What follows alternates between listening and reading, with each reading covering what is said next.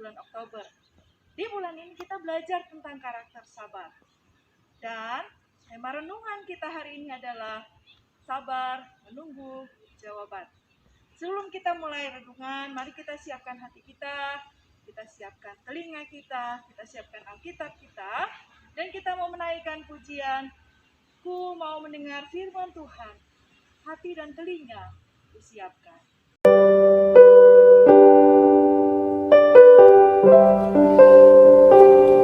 Mari adik-adik kita angkat pujian ini ya. Aku mau mendengarkan firman Tuhan.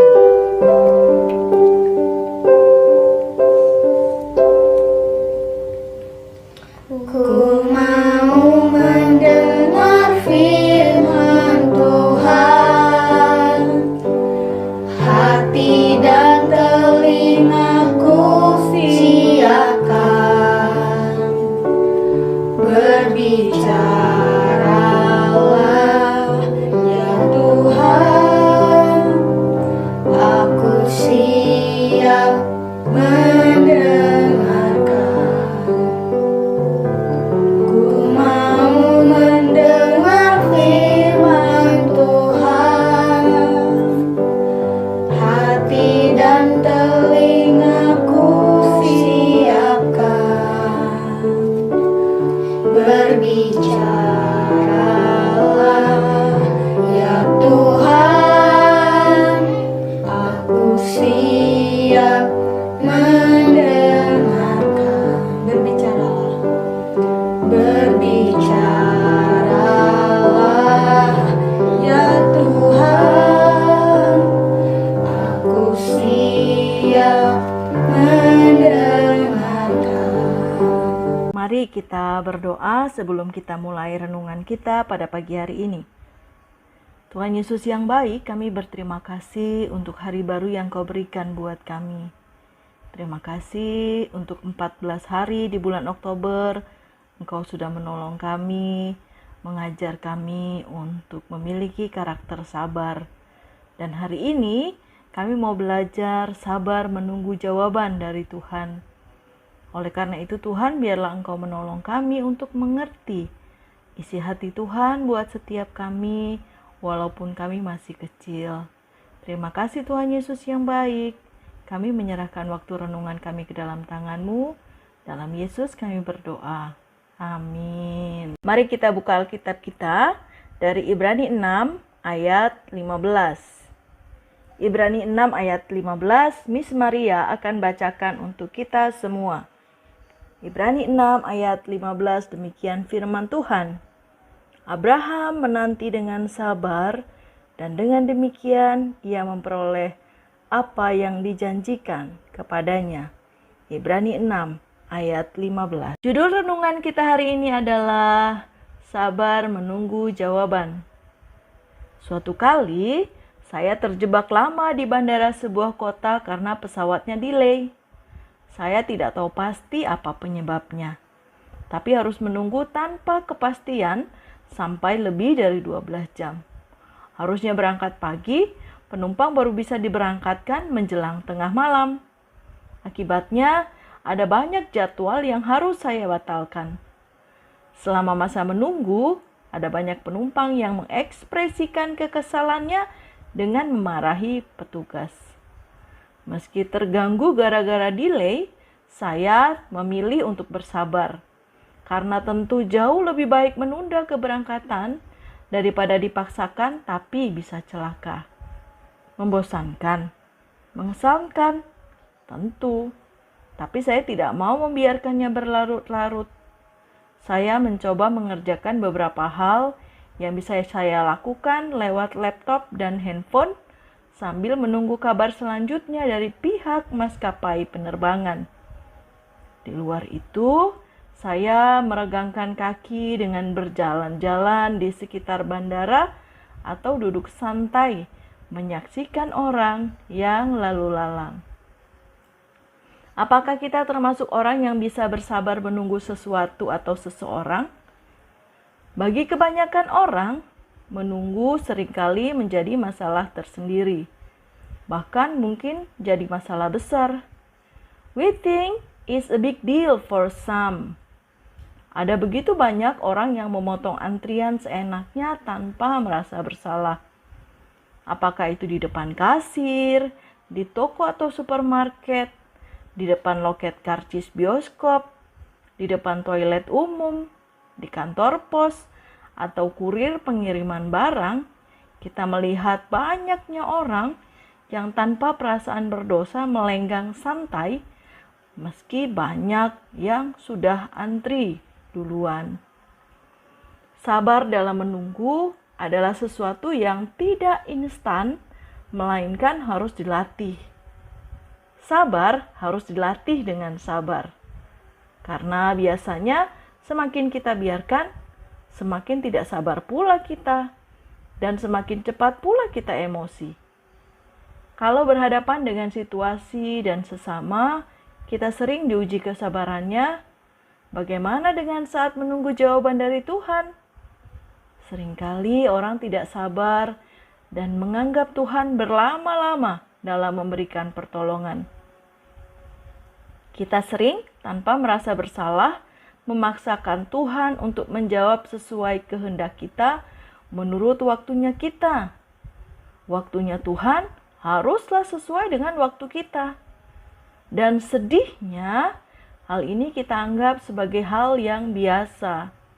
Dengan santai, kita menuntut Tuhan untuk memenuhi segala keinginan kita secepat yang kita inginkan. Hari ini kita mau belajar dari pengalaman seorang tokoh besar yang harus sabar menanti janji Tuhan, yaitu Bapak Abraham. Abraham mulai menerima janji Tuhan bukan di usia produktif, melainkan di usia senja, saat usianya sudah menginjak 75 tahun. Kepadanya, Tuhan menjanjikan keturunan yang banyak, dan mereka akan menjadi bangsa yang besar. Lihatlah janji yang sepintas kelihatan aneh ini.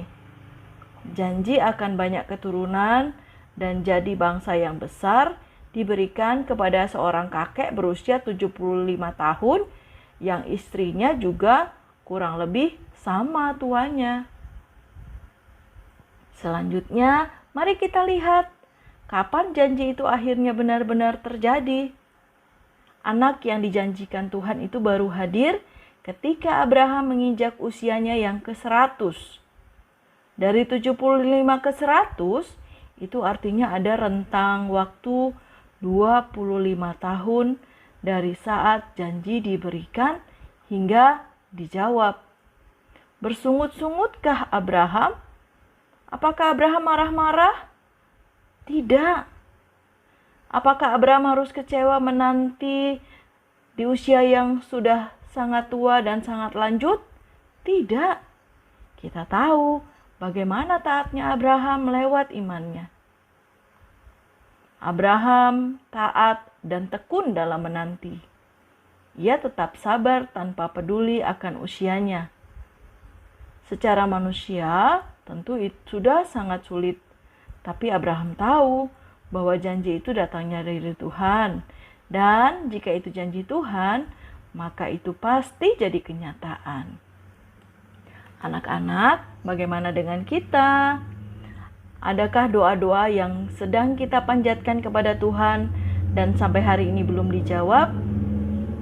Ingat, jangan putus asa. Bapak Abraham menunggu selama 25 tahun untuk mendapatkan seorang anak laki-laki yang kita tahu namanya Ishak.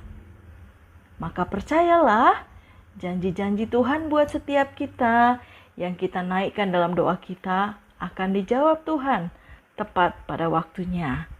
Amin. Mari kita mengakhiri renungan kita dengan doa. Tuhan Yesus yang baik, kami berterima kasih untuk firman Tuhan hari ini yang mengingatkan kami supaya kami sabar menanti jawaban doa, jawaban janji dari Tuhan. Tuhan Yesus yang baik, kami terus mengharapkan Tuhan Yesus memulihkan bangsa dan negara kami.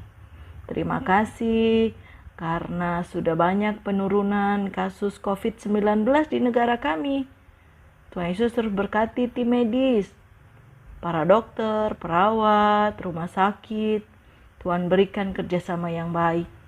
Kami juga berdoa supaya masyarakat Indonesia makin banyak yang mau divaksin, sehingga herd immunity boleh terbentuk dan kami boleh kembali beraktivitas seperti semula. Kami juga mau berdoa untuk sekolah kami, Tuhan Yesus. Kami sudah rindu ingin masuk sekolah. Oleh karena itu, Tuhan Yesus tolong supaya sekolah kami juga Tuhan jaga. Bapak Ibu guru Tuhan berkati, diberi kesehatan, kekuatan. Dan nanti kalau Tuhan sudah izinkan, kami boleh kembali ke sekolah, belajar bersama-sama dengan teman-teman dan Bapak Ibu guru kami. Kami juga mau berdoa untuk orang tua kami. Terima kasih untuk Papa dan Mama. Terima kasih karena Papa dan Mama setia dan percaya kepada Tuhan. Kami terus berdoa supaya Tuhan berkati pekerjaan Papa dan Mama. Biarlah Papa dan Mama boleh saling mengasihi dan juga mengasihi kami, anak-anak mereka. Terima kasih Bapak yang baik. Kami berdoa untuk teman kami yang sakit, Tuhan sembuhkan. Untuk teman kami yang kurang bersemangat belajar dari rumah, Tuhan berikan semangat sehingga kami bisa melewati pembelajaran kami hari demi hari bersama-sama dengan Tuhan Yesus. Terima kasih Tuhan Yesus. Di dalam nama Tuhan Yesus kami sudah berdoa. Amin. Aktivitas yang kita akan lakukan bersama adalah kalian diminta untuk menuliskan doa-doa kalian yang sampai hari ini belum dijawab oleh Tuhan. Ingat ya anak-anak, Tuhan pasti menjawab doa kita, tapi sesuai dengan kehendak-Nya. Lalu ceritakan kepada temanmu doa yang mana yang sudah dijawab oleh Tuhan. Selamat mengerjakan anak-anak, Tuhan Yesus memberkati.